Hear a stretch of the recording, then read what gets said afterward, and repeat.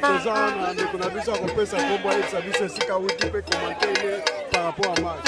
batomona ngai Henri babiso babenga ngai papa Henri nauti na Caroline du Nord oye awa na Washington esika oyo bato balobi ke non makambo nyonso ebimelaka awa eza mpe ya solo dossier ya Congo evandi awa yango tokoyebisa bango toyebi ke dossier na biso eza awa yango toyei kolobela bino kelo tosi todécouvrir ebomomaki tro na sawa mesa me todécouvrir ke dossier eza awa toyei korapele bino ke non oka oyo molingi démocratie biso toponaki président biso Tshisekedi oyo toyebi ke akokanga mboka wana ndenge biso bapeuple tolingi tosi toponi ye oyebi mpe mokatishaki alo tozoyeba te mpona nini bozozela kolakisa mosama mokatishaki oyo trishaki fo kosanctionne ye lokola basalaka na classe soko ozwi te la classe obibi l'échec oyo azwi l'examen abibi le premier alo barule ko tokochange tozokomprendre te toye awa koyebisa bakonzi ya mboka epepi mokili mobimba ke congolais oyo bozomona lelo aza sur 60 te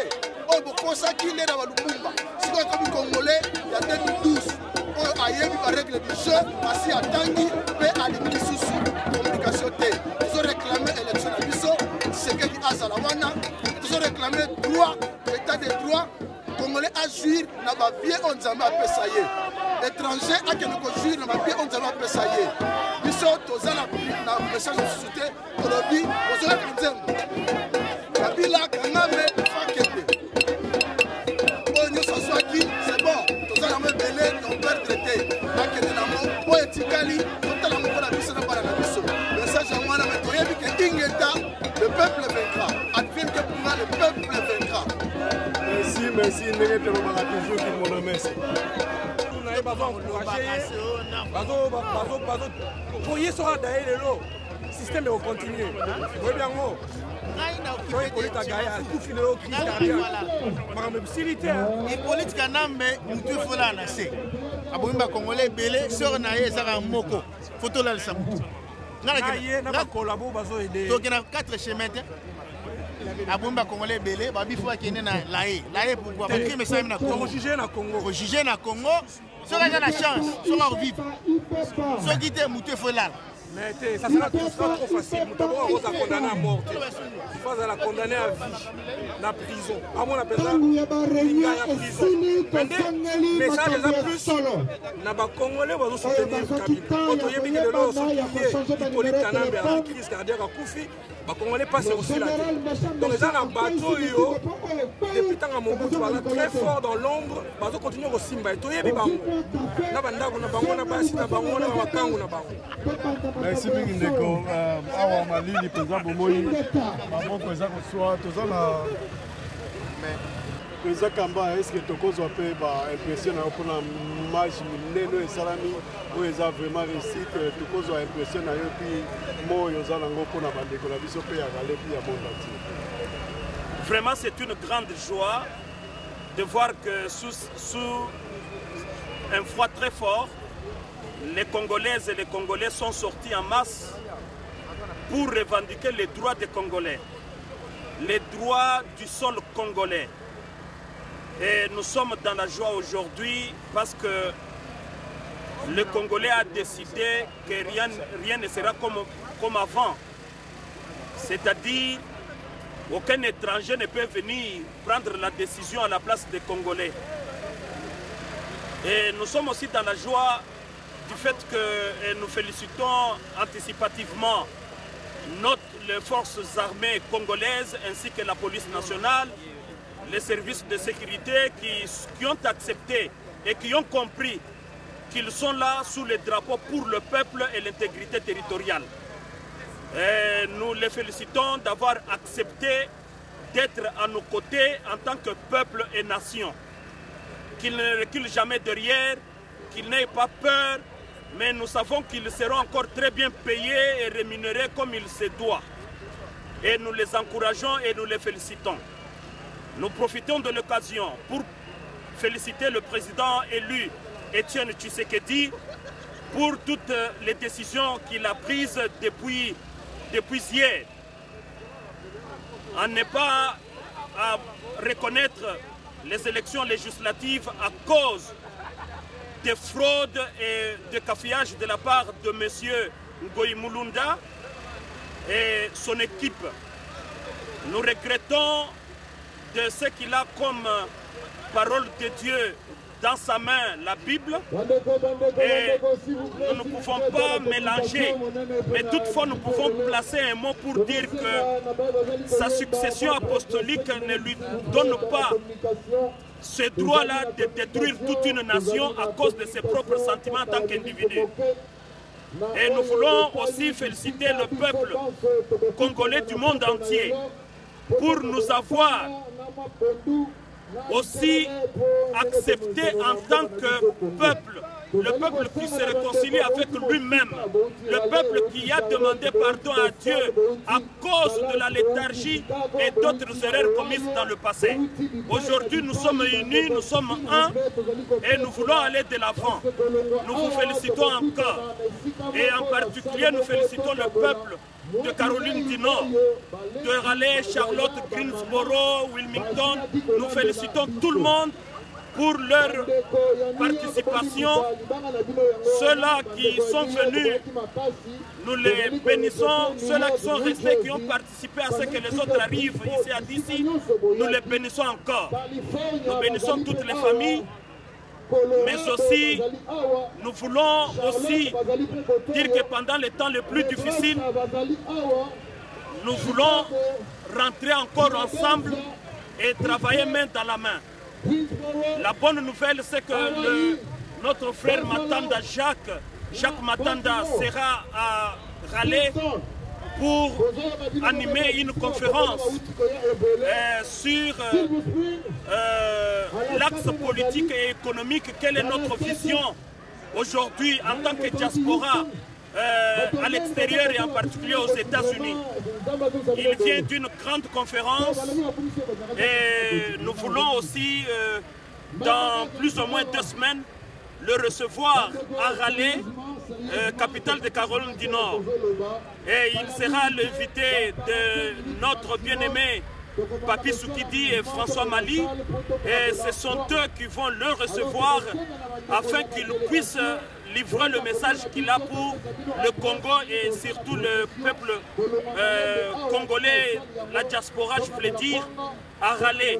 Et de quelle manière nous pouvons nous y prendre, travailler main dans la main et nous imposer. Voilà le message que je peux pour l'instant dire. S'il y a d'autres questions, il y a moyen de répondre. Merci beaucoup, Monsieur le Président. Maintenant, nous allons chercher M. Jacques Matanda pour l'interview. Merci beaucoup. Ok, merci. Ndege Boyoki toujours. Digital Media Production. www.rtcc.us. Ils ont toujours pour la que Jacques Matanda a c'est l'invitation, il y a Digital Media Production, il y a Radio Télé Communautaire congolaise. On a koya pour animer conférence moko na Raleigh. Bozanga te bozala ebele penza ndenge toujours tolobelaka bino. Tozawa mpona kolamusa peuple congolais. C'est pourquoi tokobengisa bandeko ebele. Biso na niveau ya Raleigh tokoluka bato nyonso oyo baa na posa ya koleka. Zwa kaka responsabilité na yo ndenge tolobaka. Yango wana omoni tokoprofite lokola tokuki Jacques Matanda awa. Tolancer une invitation à Bisson pour que aya na Raleigh ko animer conférence minene oyo bandeko tokokotuna mpe mituna mpe toyekola mpenza si politike mpona komba na biso ezala komba moko constructif ezala komba oyo ya kibudikibudi te me ezala komba oyo mpenza toyebi nango toyebi esika nini tozokende oyo ya kosala mokulu te me oyo mpenza ya kotambolisa na alima mpenza na mwa ngonga moke nde tozwi Jacques Matanda. My name is Mukenge Kalamba. We're here right in front of the White House. We're here to protest the rigged elections in the Democratic Republic of Congo. You know, it's time for a change. 2012 is here, and it is said that 2012 is here to bring in a change, and that's what we're trying to do back home. As you can see, it's many of us here. I don't even think that anything like that has been done before by any African nation, especially in front of the White House. It is great to see everybody here. If you're not from Congo, everything that is happening there can also affect you because it's all about our natural resources.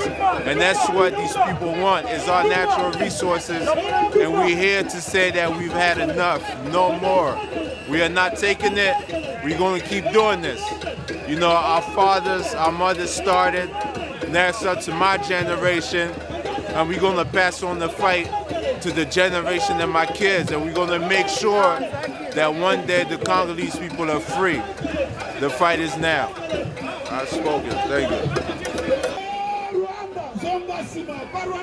Ok, merci. Awa toza bozomona toza na président Jacques Matanda, toza na ye awa ndenge tolobaki toujours moko ya baorganisateur ya milili zulu bomoni ya monene oyo esalami awa na disi vraiment. En tout cas, tolobi congratulations, félicitations mpona yango. Papa Jacques Matanda, est-ce que vous avez un message pour la Congolais à aller pour l'invitation de la CSIC à Nayo, pour la Goya, pour la vision à la République, pour sa conférence. Est-ce que vous avez un message pour sa population, pour la République? La Galicie, tout ça, on a un président qui a communauté, entretien, à cadre et organisation mobile par la communauté congolaise acquise au changement, qui est une structure de coordination par rapport à ce nombre d'actions que nous menons. Nous avons en Floride, on a Hollande, l'élection primaire, il y a des républicains. Voilà pour les besoins de New Hampshire, il y a pour la l'élection primaire, il y a des républicains. Normalement, semaine Oyo et Sengeleki étaient tous à la South Carolina. Mais malheureusement, tout a une invitation, il y a sénateur Koons, voilà président et la sous-commission des affaires africaines, il y a Sénat, pour participer à la conférence économique sur l'Afrique, de la Delaware, la Wilmington, mercredi, jeudi, il y a semaine Oyo. Ce qui a fait que moi, tout est en South Carolina, les Alagaté. Donc, c'est quoi tout ce qui est en Floride. Mais les gens président, il y a Ocon, il y a communauté, la bande de Bonabi Sokuna Narale. Donc, quand il était, quand on a route à Floride, on a route de Manarale. On a dit que tout pour participer à la conférence, entretien autour de la communauté par rapport à la redéfinition, requalification, il y a une action depuis tout le temps. La perspective, il y a libération, il y a cannabis. Mais surtout la perspective, il y a réhabilitation nationale. La perspective, il y a reconstruction nationale. Nous partons du principe que la diaspora congolaise aujourd'hui fait figure de la structure leader. Il y a émergence, il y a réhabilitation, il y a classe moyenne à Congo. Parce que, nous avons une infime minorité qui est au sommet de la hiérarchie, immensément riche. Nous n'avons pas une classe moyenne intermédiaire. Et nous avons tout le monde qui nage dans la misère la plus absolue, la pauvreté absolue. Et nous pensons que quand nous faisons l'analyse sociologique et économique et à corps social congolais, nous pensons que la diaspora congolaise a vocation d'être celle qui va concourir à réhabiliter la classe moyenne congolaise, qui sera la locomotive de l'émergence de la classe moyenne potentielle, toute cette masse d'intellectuels extrêmement nombreux, universitaires, instruits, hommes et femmes, pour recréer la classe moyenne congolaise. Et nous pensons qu'au-delà de la marche, il est important que tout le monde pour initier un processus, il y a émergence, il y a prise de conscience, il y a rôle dirigeant, il y a rôle moteur, rôle locomotive, il y a diaspora, on a émergence, on a réhabilitation à la classe moyenne dans la perspective de la reconstruction nationale dans notre pays. Et nous allons saisir, comme nous avons parlé avec le président, nous allons saisir l'opportunité qui va nous être offerte au niveau de Raleigh, l'État de la Caroline du Sud, qui est un État très dynamique avec le port de Wilmington pour pouvoir commencer à poser le problème, poser la question, que nous puissions partager cette réflexion-là, et je pense que c'est important, parce que nous ne pouvons pas nous limiter à faire des marches, nous devons repenser la question de fond. La question de fond qui est au niveau de la pauvreté, de l'extrême misère qui est la nôtre. Même nous-mêmes ici, regardez les petits jobs que nous faisons, cela ne nous permet pas de nous assumer ici aux États-Unis comme classe moyenne potentielle du Congo, un pays aussi riche. Vous allez voir par exemple ceux qui ont vocation d'être classe moyenne au Cameroun, au Congo-Brazza et autres qui vivent avec nous ici, ils vivent différemment de nous. Ils ont des conditions de vie meilleures que les nôtres. Donc je dis, il y a là lieu, comme nous allons parler avec le président, il y a là lieu que tout vanda, tout discuter, tout à l'année, tout ça. Voilà un peu, l'arrangement a été pris, je pense que le président va se charger d'aménager ce qui est aménagé. On sait ce que tu représentes comme média dans North Carolina. Pas seulement dans Raleigh, sur l'ensemble de la Caroline du Nord, même sur l'ensemble des États-Unis, on te connaît. Donc, voir un peu comment nous pouvons ensemble faire ce travail-là. Et je vous remercie, je remercie surtout le président de m'avoir donné cette opportunité-là. Je tiens à remercier beaucoup l'organisateur de ce genre de manifestation, c'est Papi Soukidi. Nous tenons à te dire aussi merci pour tout ce que tu ne cesses de faire pour la communauté et surtout pour le Congo.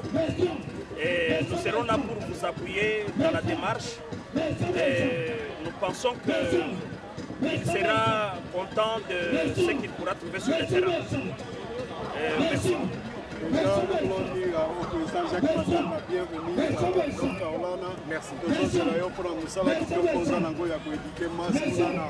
na kuna eza na bakongole ebele oyo baza bakombata ebele oyo baza kosoutenir changement. Il faut que les gens comprennent que nous ne sommes pas des UDPS nous tous, mais nous sommes pour le changement. Donc c'est pourquoi bozomona tozoyamba kulutu Jacques Matanda pour que aya mpona éduquer biso kotalisa biso ndenge nini tokomene komba na biso po komba na biso ezala ya kibutu mais ezala mpenza na ndenge ya malamu. Boya botuna mituna président Jacques Matanda ye aza pe na biso akozala na biso na Raleigh dans 2 semaines akozala na biso tokoluka place ya kitoko ekozala malamu mingi mpenza akoya ye mokote délégation kozala monene okoya na question nyonso bozala bato ya pouvoir boya na bino tokoyamba bino tokobeta bino te me botuna mituna na bino mpe akopesa bino biya me toza na motuna moko mpona président tolandaki président Tshisekedi na Congo toyebi ke bubujaki biso mingi na Kinshasa na ntango ya Mobutu Konga moko nazalaki na service d'action mpe ya renseignement militaire toyebi makambo kosalaki mais lelo estce okanisi ke opposition ya lelo na niveau ya Congo aza mpenza na atu wana ya kobouge mpenza gouvernement ya Kananga? Je pense que opposition, parce que l'opposition ce n'est pas Tshisekedi. Tshisekedi aza oyo peuple a désigné le kola chef de l'opposition auto aza ko mema maswa monene autobengi opposition. La véritable opposition ce sont ceux qui oyo ba intérêt na bango eza contradictoire na ba intérêt à pouvoir. Les principaux victimes du pouvoir, c'est-à-dire les plus pauvres, les plus malheureux, les plus miséreux, qui sont justement la population congolaise, le peuple congolais. Et ce peuple n'est pas seulement beau, même biso awa. Tala baninga bazo sala travailler à la fin du mois, on a un salaire, il y a $1000, $1500, même $2000, même $2500. On fout le loyer, on fout le babil. On tindi mbongo na mboka pona pour aider famille. Pour à la fin du mois, on va même pas na mbongo ya kosala épargne. Donc c'est dire que la vraie opposition, les bateaux oyo ba intérêt na bango, ils ont se retrouver na ba intérêt à pouvoir, génocidaire, criminel, terroriste, kleptocrate, pour bazako hiba na mboka, pour bazako boma peuple na mboka. Donc l'opposition véritable est en mesure aujourd'hui de renverser ce pouvoir-là. Parce que le peuple, c'est les populations civiles, les populations militaires, les populations religieuses. Et nous voyons déjà maintenant au niveau des populations religieuses, avec les mots d'ordre Oyo, Cardinal Mosengo et Conférence nationale épiscopale Madugo Pesa, pour préparer l'action le 16 février. Mais Togolobana noté la population militaire, il y a des grandes opérations comme l'opération Anaconda, où Balingi va paralyser le fonctionnement et appareil de l'État de Kinshasa. Donc il y a beaucoup de choses qui sont en train d'être conçues. Et Nakanisi, avec tout ce que nous menons comme action à l'étranger, pour que l'opinion internationale soit informée que lobby, tango ekobeta, tango kake, quand la foudre va frapper au pays, que les gens ne soient pas surpris. Ça ne sera pas le fait du hasard. Donc, le peuple congolais a pris en charge la lutte. Et le changement va intervenir. Merci beaucoup pour nous, Jacques Matanda.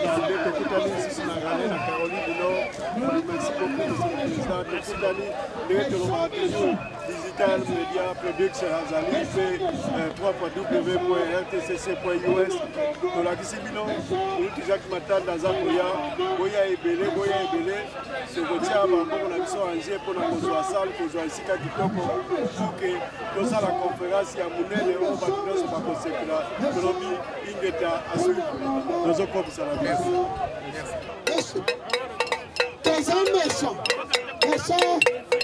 Les hommes méchants, et ça, pendant maman,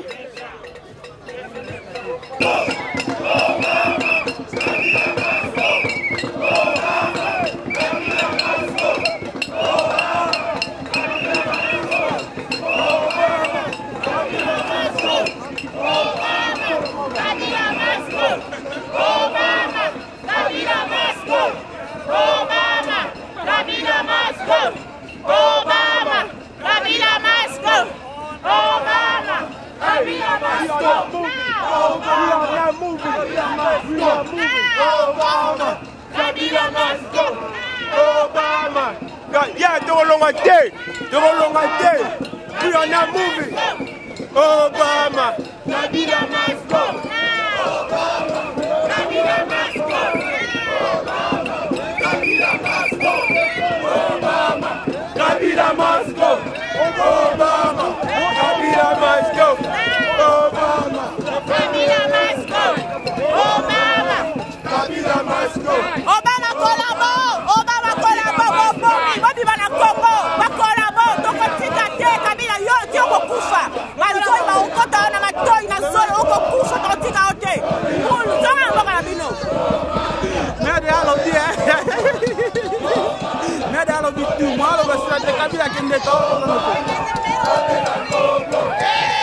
Right in front of the White House.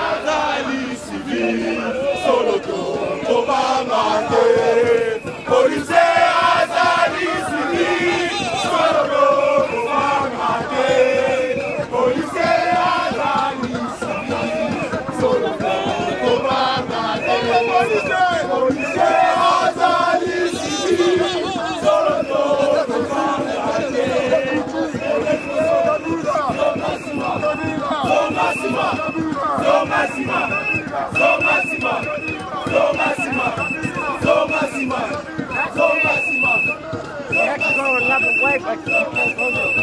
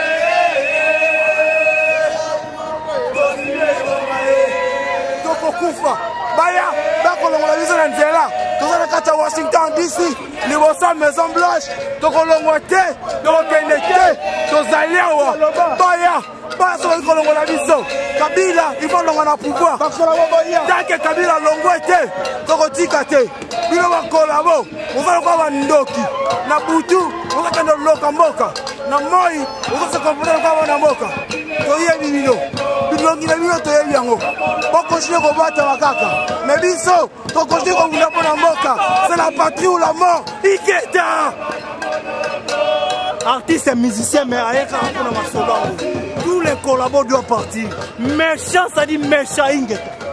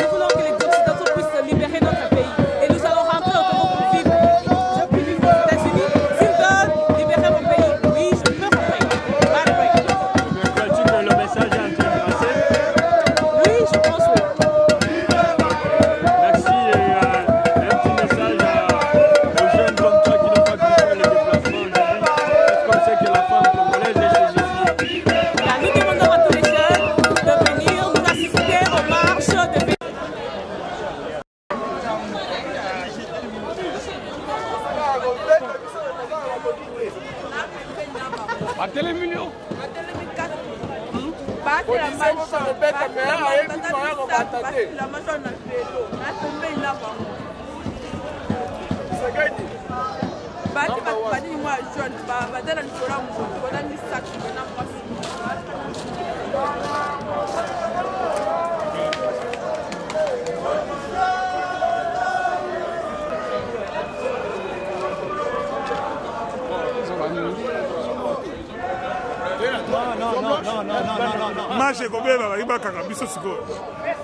Mais je ne pense pas.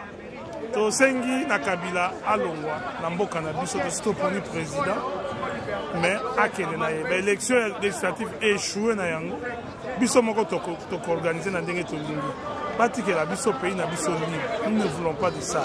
Bato bakufi mingi boyokela biso mawa bobomi pe mingi boyokela biso mawa bozonga esika boutaki afdel toyebi soki boza banani soki nini pe perdre bo reprendre bato na bino bozonga botika na biso botika pays na biso en paix tokufi mingi mawa mingi boyokela biso mawa. Merci mingi.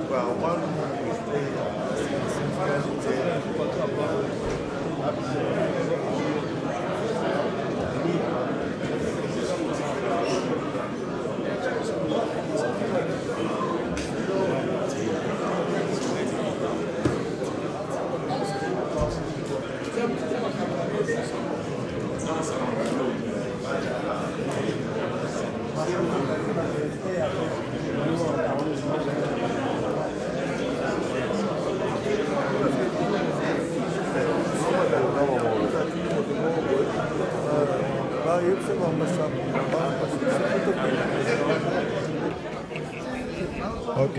toza toujours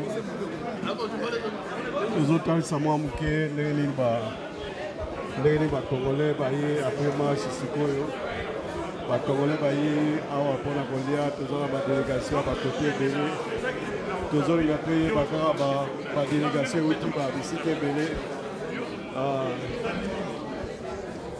bomoni sikoyo tokomi na ye ya mwa kolia tozozwa mwa baimpression badélégation totuna bandeko mwa moke délégation soki badélégation eza ya bastate nini ope estce tokoyeba délégation na mino eza ya outi na state nini oyo eza délégation ya Chicago donc bango tozwi bango tozokende Illinois mobimba na Chicago, na Bloomington, Normal, Illinois, na Billstown, Jacksonville, na Mammoth, ville nyonso ya Illinois ezali Champaign. Ok, ndenge boyoki donc bastate eza ebele oyo eyawa tozokende toujours table par table mpona totala badélégation euti ya bamboka bastate nini toyeba bautiuti bisika nini olimbisi mingi na table tokoyeba eske bouti na state nini oza bato ya state nini Chicago. ok donc deux tables oyo nyonso bato ya Illinois tozoluka toujours baimpression toyeba mon frère eske tokoyeba bino bouti na state nini biso touti na Illinois na ville ya Billstown. donc Illinois baza ebele awa tozokontinue toujours tokoyeba bandeko soki bauti na bastate nini s'il vous plaît bandeko bolimbisi toki toyeba bino bauti na state nini bauti na state nini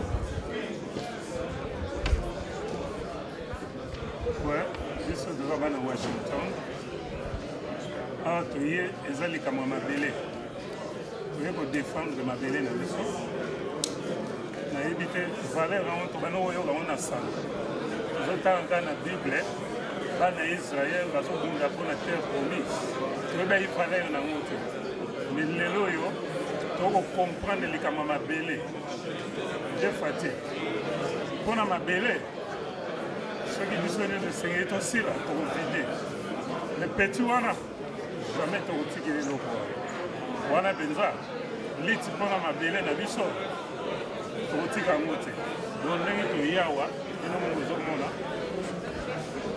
loba misusu balalaki bakoto badeplasema ya ndenge na ndenge mpona kodefendre mabele na biso donc ndenge toza boye eza likambo ya mabele na biso ya kongo me eloko so na kosenga surtout na bapeuple na biso bana mboka tozala ndenge stratégie ya bien tokende ngulungulu te bato wana bazojoue na biso bandeko na biso mosusu toomona bapio moko bazokotela biso na kati na biso mpo bande etekaka lisusu bato libanda bandeko soki vraiment tolingi kongo na biso tozala bomoko totika badivision soki kaka tokontinue na badivision monguna oprofite mpo tozomona mwa badesorganisation ya ndenge na ndenge mais soki mpenza tokosangana mpenza tozala bomoko mboka wana eza ndenge nini ka mwa mboka moketi yo ndimi mpenza bato basimi manduke na kati ya kongo na nombre ya bapayo basimi manduke na kati ya kongo bana baleki ebele donc ezaka likambo ya stratégie donc soki tokotrouve stratégie yango en tout cas tokolongola banguna oyo baokipe mboka na biso merci beaucoup merci tozoleka toujours kozwela bino baimpression ya bandeko bauti bastate ebele bamboka ebele tozolinga toyeba s'il vous plaît bolimbisi na table toki toyeba bouti na state nini mpo tozozwa impression ya bandeko nyonso par table moi je suis de d'ici ok bandeko bayambi biso ya d'ici bango nde toza na bango awa bango bazolesa biso toza na ndeko moko ya Boston nakanisi ndeko topesi yo mpe moma koyoka soki délégation na bino ezali awa soki marche impression na nini mpona marche ye délégation ya ezali awa oyo ekobonga toza mpona lelo marche ezali kitoko mingi kosepela puisque bato bayaki bandi kocomprendre que na Congo makambo ya solo il faut esalama nde yango tozali awa tolobi longonya mingi na bato ya oyo baorganizaki bamarshe yango puisque elakisi ke Congo abandi kolamuka tolamuki tokokende nsima lisusu te tozokende liboso. Merci mingi toujours toza digital media aza production ezali awa mpona kozela bino bilili epuis radio télé communautaire congolaise azali mpona bainterview tozokontinue tokolakisa bino ndenge nini bandeko match esukili mpona bandeko bazolia sikoyo kosepela elongo kolanda biso toujours asuivre toza na bino toujours merci.